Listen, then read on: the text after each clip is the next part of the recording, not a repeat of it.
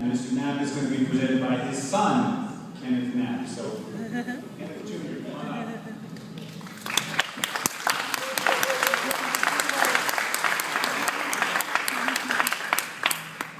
Before I get started tonight, I would just like to take a moment to thank Almighty God for bringing us all here tonight for this celebration.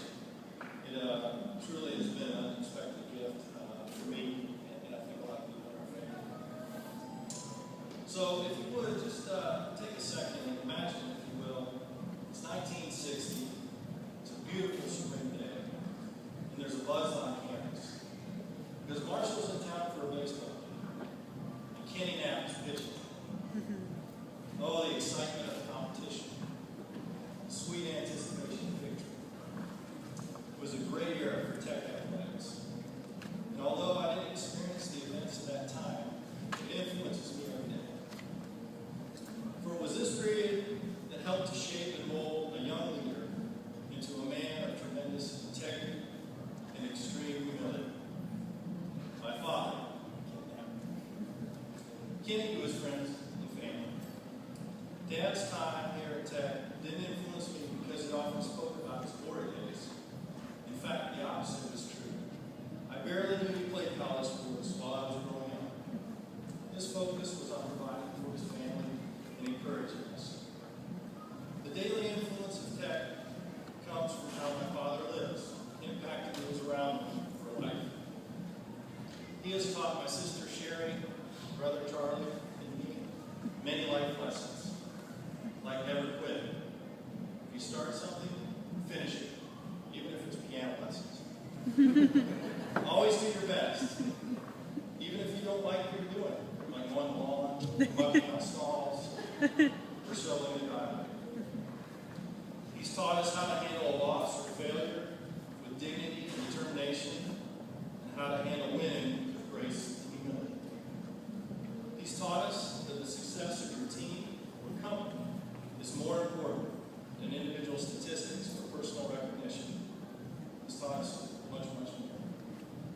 So with no further delay, I am proud to have the privilege to introduce to you the son of Murphy and Ada Knapp, class of 1960, Hall of Famer, Kenny Knapp.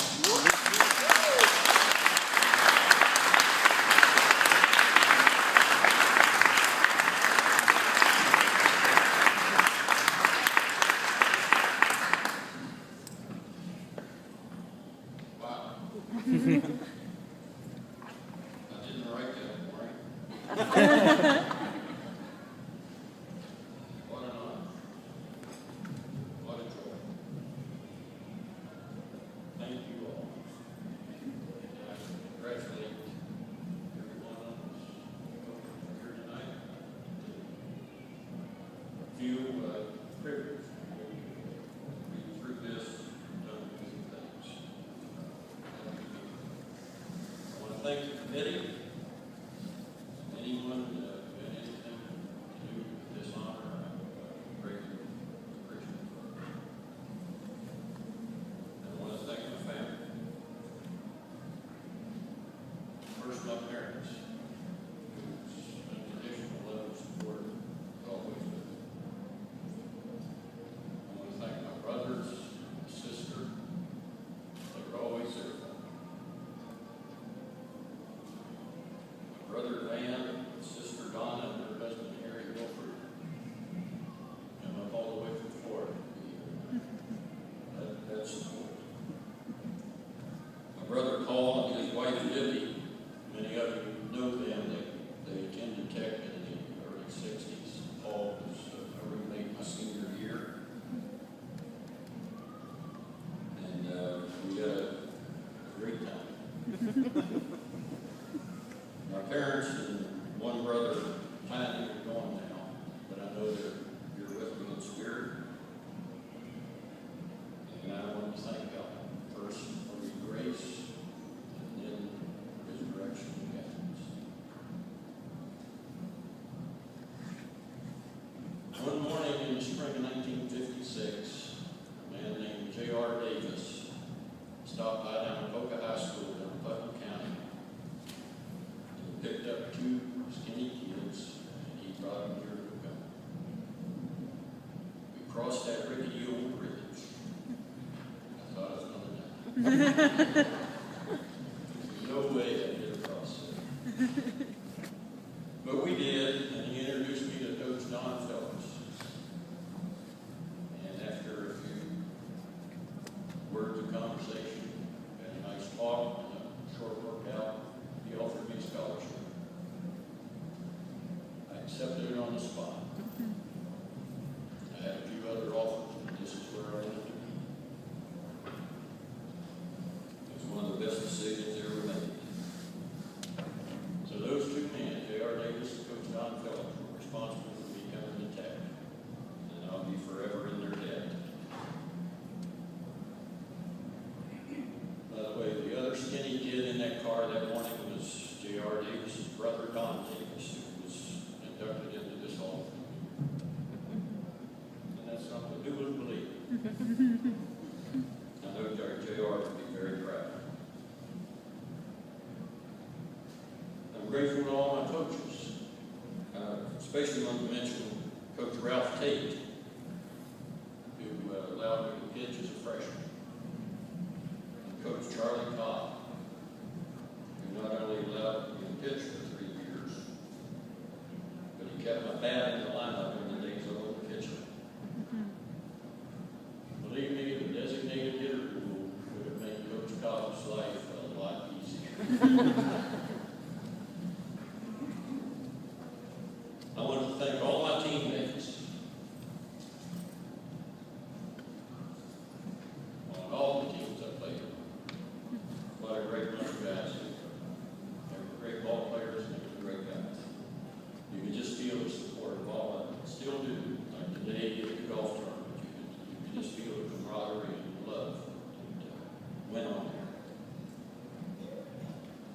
And I want to thank everyone who ever watched us play. That's a surprise. But as time went on, my appreciation for the pet fans actually increased. I never really paid any attention to it, or didn't feel I did when I played, but after you get out of it a while, you really appreciate it. You look back and you understand what they were doing for you. I'm sure this is still a great place to go to school, but I want to tell you that in the days of the late 50s, early 60s, this was an amazing place.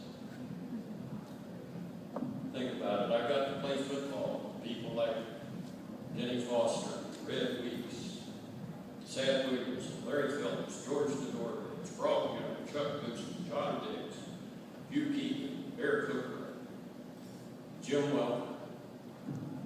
I could name dozens. The problem with starting to name them is you always leave someone out that you should have mentioned.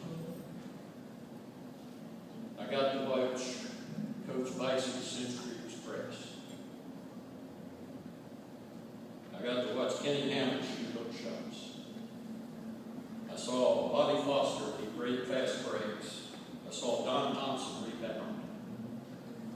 I saw Kermit Gentry's jump shot. What a thrill it was every time that scoreboard turned over 100. And it did almost every game. Great times. I got to play baseball. Dave Atkins, Lonnie Thompson, Bobby Watson, Jim Durango, Dick Hart, Ronnie Rice, Dale Russell, Dickie Brown, and go on and on there too.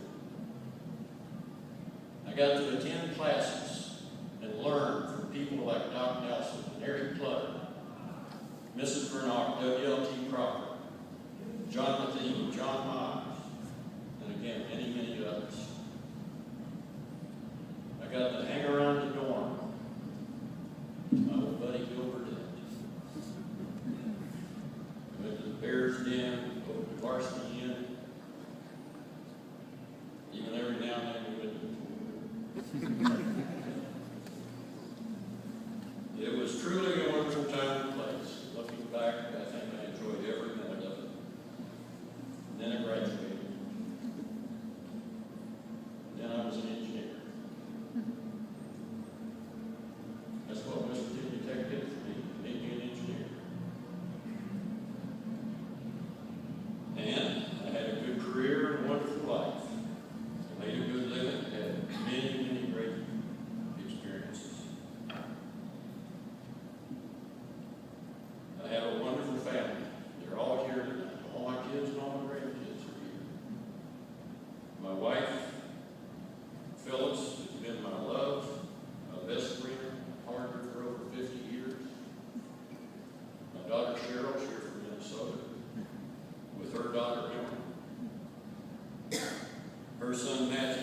wife Jessie are here. They're from Wisconsin. My son Ken, we met. He's here from Texas with his wife Parker, and with Tyler and Callie. And my son Charlie is here from California. And I'm very proud of every one of them. I just wish they were closer. They live too far away. And it all happened so fast. I went to work, got a master's degree at Ohio State, moved around,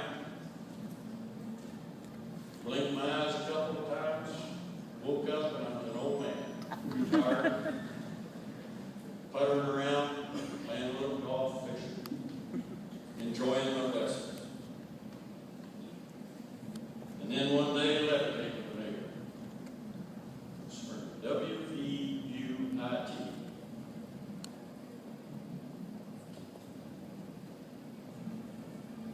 It said I've been selected to be inducted into the Hall of Fame. Wow. And not only remembered them, but they remembered me. And they remembered me with enough regard